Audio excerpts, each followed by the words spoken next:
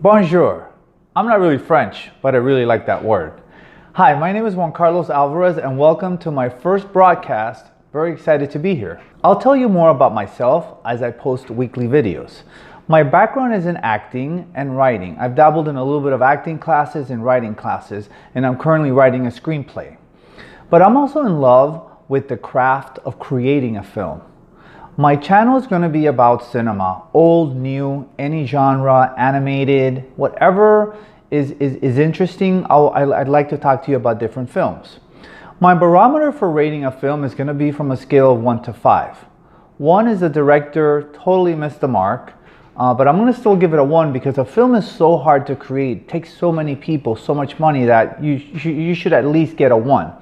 A 5 will be a masterpiece. And anything in between, we'll talk about. Are you guys ready? Let's get started. I just saw A Quiet Place, directed by John Krasinski. I really enjoyed the film, and I think he did a great job. I like him a lot. His wife, Emily Blunt, was in the film as well, and I think she's very talented, very versatile. I think that we have a lot of great films and great projects in store from them. The movie has very little dialogue because the characters are supposed to be quiet. Yet quiet the movie is not. The movie is full of action.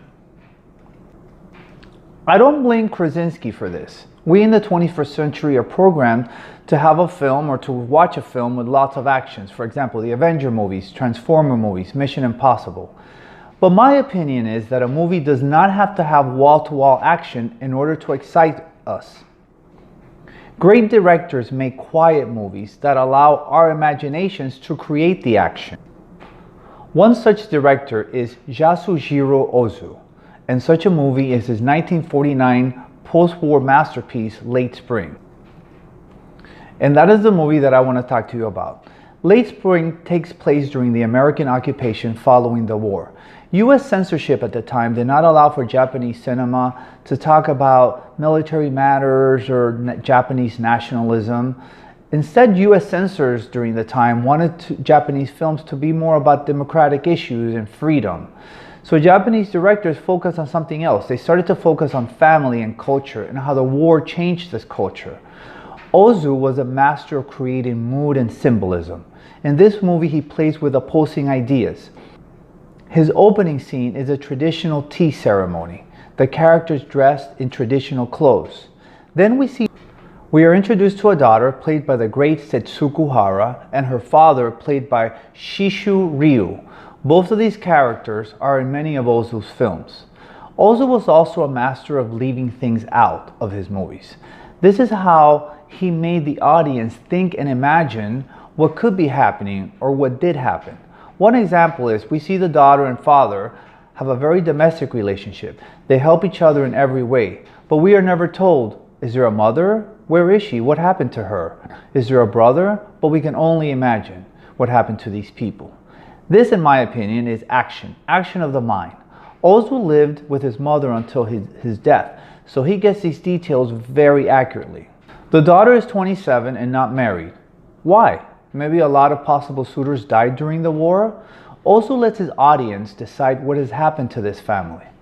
The father wants his daughter to marry, and this conflict is where the film takes us. The scene construction is simple. The shots are low, as if Ozu is sitting on a Japanese tatami mat observing these characters. There are very few close-ups. Ozu does not want us to get too close to these characters. We are looking at a performance. He frames the shots as if we're looking at a stage in a theater. The characters are putting on a performance for us. This film is about aging. It is also about family, relationships, and traditions, and how these were affected by aging, culture, and of course the war. Modern Japanese women dressed in Western clothing and talking about careers and Western values. My favorite scene is when the daughter and father go to the no play. This scene is about the daughter realizing that the relationship with her father is about to change dramatically. Notice how distant the camera is. Look at her face.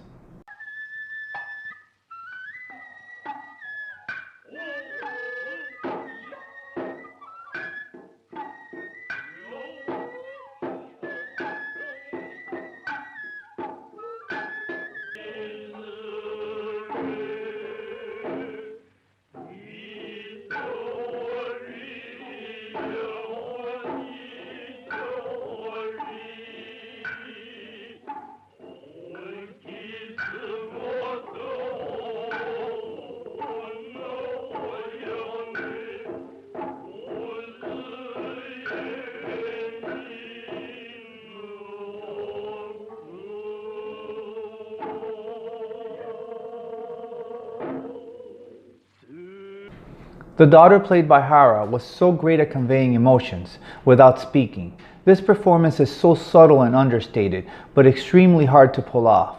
Not many actors can do this. She makes some choices that are so unexpected. I was mesmerized every time she was on screen. Whenever I watch this film, I discover something new and thrilling. For me, this is the true measure of great art, no matter what the medium. This is a true masterpiece and definitely worthy of a 5 rating. Ozu accomplished everything that he wanted. If you don't know Japanese cinema or have been curious about it, Late Spring is a great way to start. So guys, thank you for joining me on my maiden voyage into cinema. Please subscribe to my channel, Juan Carlos Alvarez. Look for weekly posts and tell me what you think. It has been my pleasure talking about Late Spring with you.